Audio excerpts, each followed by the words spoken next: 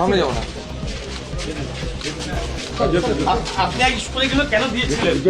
বৈধ ভোটার যতক্ষণ না লিস্টে উঠবে ততক্ষণ আন্দোলন জারি থাকবে। হ্যাঁ, তো এটার জন্য কি আপনাকে দল থেকে কোনো রাজনৈতিক দল থেকে বলা হয়েছিল? না না, এটা জনসাধারণের কাজ। তাহলে আপনি এই ধরনের উস্কানিগুলো কেন দিচ্ছেন? কোনো উস্কানিমূলক বক্তব্য নেই। কিন্তু বারবার যেটা মুখ্যমন্ত্রী তিনিও আজকে বলেছেন যে এই ধরনের জানে না, বিনা তথ্যে উত্তর বক্তব্য দিয়েছে। বৈধ ভোটার যতক্ষণ না লিস্ট হবে আন্দোলন চলবে। তাই বলে আপনি বিচারকদের গোটা রাত এইভাবে আটকে রাখতে ইন্ধন কোনো দেবেন? প্রমাণ যদি দেখাতে পারে তা বলবে। আপনি কি অ্যাডভোকেট নাকি? উস্কানিমূলক বক্তব্যের জন্য আপনি কি অ্যাডভোকেট? একভাবে আপনি এই ধরনের অ্যাডভোকেট হয়ে এই ধরনের আচরণ আপনার এই ধরনের কি ধরনের আচরণ? এই যে আপনি বৈধ ভোটার লিস্ট, বৈধ নাগরিকের লিস্টে যতক্ষণ না চলবে আন্দোলন চলবে গণতান্ত্রিক পদ্ধতিতে। উস্কানি দিয়েছেন চাইলেন। না না না, কোনো দলের সাথে আমি না। না না, কোনো রাজনৈতিক। আপনি ভোটে দাঁড়িয়েছিলেন। তারপর থেকে আমি রিজাইন করেছি। আপনি ভোটে দাঁড়িয়েছিলেন তো?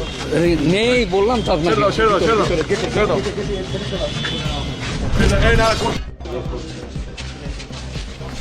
সামনে যাবো না। আপনি এই উস্কানিগুলো কেন দিয়েছিলেন? বৈধ ভোটার যতক্ষণ না লিস্টে উঠবে ততক্ষণ আন্দোলন জারি থাকবে।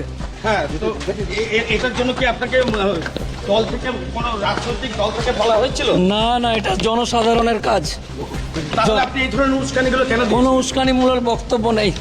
কিন্তু বারবার যেটা মুখ্যমন্ত্রী তিনিও আজকে বলেছেন যে এই ধরনের জানে না, বিনা তথ্যে উত্তর বক্তব্য দিয়েছে। বৈধ ভোটার যতক্ষণ না লিস্ট হবে আন্দোলন চলবে। তাই বলে আপনি বিচারকদের গোটা রাত এইভাবে আটকে রাখতে ইন্ধন কোনো দেবেন? প্রমাণ যদি দেখাতে পারে তা বলবে। আপনি কি অ্যাডভোকেট নাকি? উস্কানিমূলক বক্তব্যের জন্য আপনি কি অ্যাডভোকেট? একভাবে আপনি এই ধরনের অ্যাডভোকেট হয়ে এই ধরনের আচরণ আপনার এই ধরনের কি ধরনের আচরণ? এই যে আপনি বৈধ ভোটার লিস্ট, বৈধ নাগরিকের লিস্টে যতক্ষণ না চলবে আন্দোলন চলবে গণতান্ত্রিক পদ্ধতিতে। উস্কানি দিয়েছেন চাইলেন। না না না না, কোনো দলের সাথে আমি না। না না, কোনো রাজনৈতিক। আপনি ভোটে দাঁড়িয়েছিলেন। তারপর থেকে আমি রিজাইন করেছি। আপনি ভোটে দাঁড়িয়েছিলেন তো? নেই বললাম তো আপনাকে। সেরা